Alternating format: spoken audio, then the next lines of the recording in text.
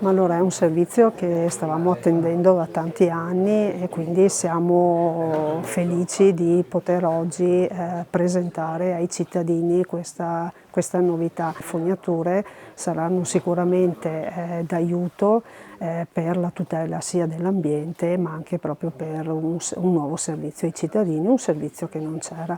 Quindi oggi è una giornata importante. Sappiamo che saranno mesi di lavori, mesi magari di disagio, però so che la ditta ha messo in cantiere tante cose per poter creare meno disagio alla viabilità, alle attività pubbliche, e quindi confidiamo in questo. Da parte nostra noi cercheremo di essere, diciamo, presenti nel territorio e di comunicare preventivamente ai cittadini possibili disagi.